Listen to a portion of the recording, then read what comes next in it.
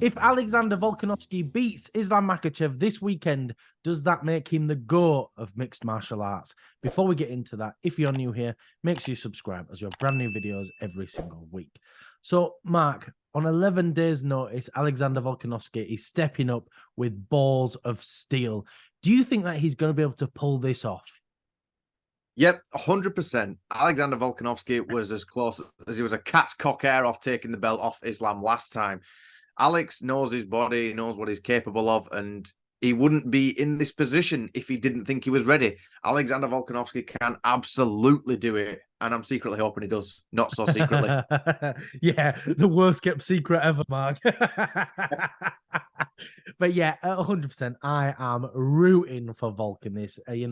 We can't even pretend that there's no bias. I want him to win. I want him to get this done, and he can get it done. He can, because he was so close last time. And, I think Islam did win last time. I'm not calling robbery or anything like that, but it was razor thin.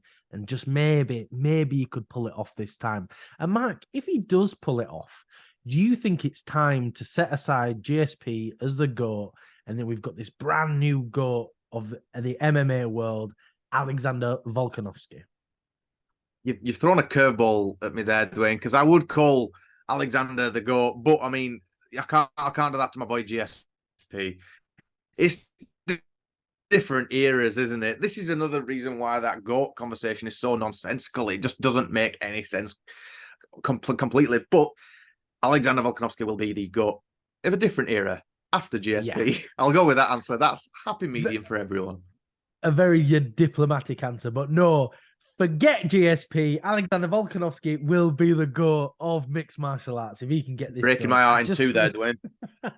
I think he has to be, right? I think stepping up on such short notice, risking everything on the line, becoming a double champion, I just think that does make him the best fighter we've ever seen in the UFC ever. And, I think he's already one of the greats already. He'll be remembered forever because don't forget, think how many people wrote him off in that first Islam fight. We just thought, right, that's it. He's not going to be able to get it done.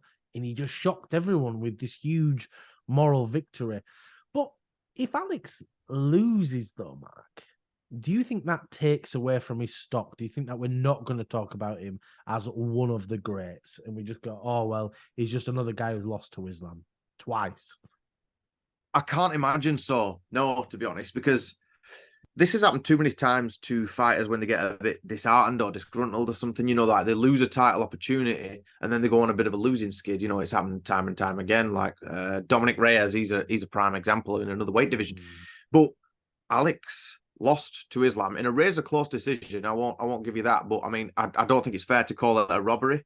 I think it's a little bit deluded to call it a robbery because you know how people are. But then he went off and he battered Yair. Look at that finishing sequence that he did with the Yair.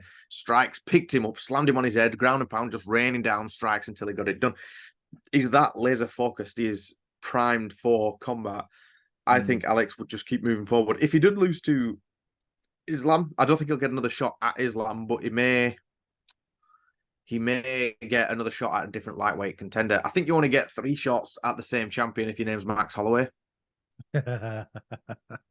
Well, that's true. But, talking about Volk being laser focused, do you think that he'll come out, not Max, sorry, Volk being laser focused, do you think he'll come out as a completely different fighter this time around? Because we've seen how well he is between rounds and between fights. Do you expect something different this time around for Volk?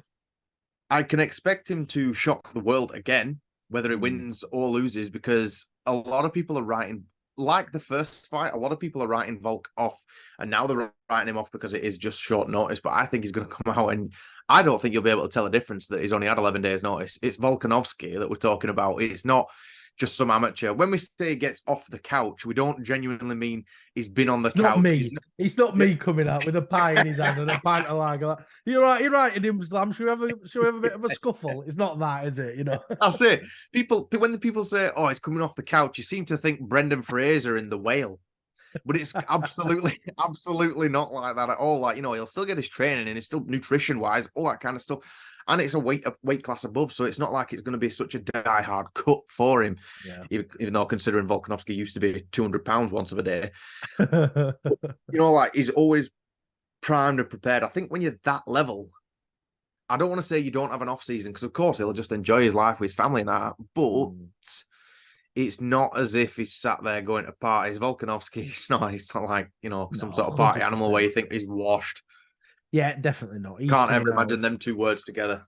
Yeah, no, I agree. He's not coming out unfit, out of shape. He's in shape all year round, isn't he? He's just that kind of guy. And sort of talking about him being, plus 200 pounds before. And I hate where people reference that. They go, oh, well, Islam's not the bigger guy. Volk used to fight at 170 and then he used to play rugby at 200 pounds. Yeah, but there's a huge difference between at the highest level with all these nutritionists and then playing rugby and then having a pint and a kebab after. Completely different. He's not the same person. And anyone who thinks otherwise is a moron. You're stupid. Stop saying it. But anyway. But anyway, so we would mention it earlier with Volk. And if he could get a trilogy, if he loses this time, but if he can make it super, super close again, and he comes off 11 days' notice, do you think that closes the door of a trilogy? Do you think that's it? He will not get to fight Islam again? Well, I'm not sure, because as much as I'd like it to happen, you think, well, how many chances does someone have? Do we just keep doing this fight until he wins? This is how I thought with Max and Volk. You think, yeah. Do we just keep letting Volk have a go? If you don't give it this time, tie Islam up and then let a Volk have it then. Just whatever. We're going to have to introduce a handicap. Do you remember the old wrestling matches where they used to have a bag on their head and they'd try and fight? But just Volk's got a couple of eye holes in there. But I think that's how I used to think with the Max Holloway fight. I thought they're just going to keep doing it because Max is, I hate to say gatekeeper, but he's beating everyone else who comes up. So you think, what, does he just beat up enough of those guys and then he gets yet another crack at Volk? You're like, do we just keep doing it until Max gets his title back? What's the answer here? So I don't know. I think it depends on what the lightweight situation's looking like. It depends if Volk can get through Tuporia, if that fight still goes on, because Tuporia could shock the world. He won't, but he could. But it could happen just like that. Like you're saying, if Volk makes this a really, really close fight again, and then he keeps running through all the featherweights and he keeps battering them all, then what? Where does he go? And it's just like Max. Like Max had no other options. He'd beaten everyone else. Right, he gets another title shot. So that could perhaps happen for Volk again, but I personally don't think he should get a third rematch if he loses it. He's put everything on the line here. He's taken a big risk, but that's on Volk. Volk's taken this risk. And if he loses, I think it has to close the door on that trilogy. But it's not going to happen anyway, because Volk's going to get it done and Islam will be begging for a trilogy. That's why. But, what if Volk wins? What happens then, actually, just on that topic? Do we then get a trilogy with Islam? If they're one apiece, I guess it kind of makes sense, right? If Volk wins, Dwayne, I think the country of Australia would be using like Foster's cans as currency. There'd be parties in the street. I'd be joining in with that as well. I'd be booking my flight back there a year early.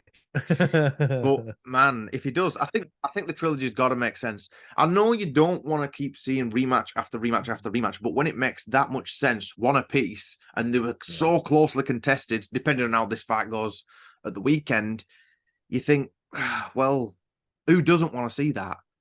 It's not who else deserves the next one. You think, well, Islam won the belt, defended it, then he lost it again in the rematch that was a close notice. You think, well, come on. He was the champion for a reason. It's similar to the Oliveira situation. Oliveira, defended a few times, got it taken off him, knocked out a few Beneil times. at the first. One time. He defended once. Oliveira got one defense. The pull-out, weight missing loser. Yeah, he did not. He had one defense. That's it. He doesn't get extra.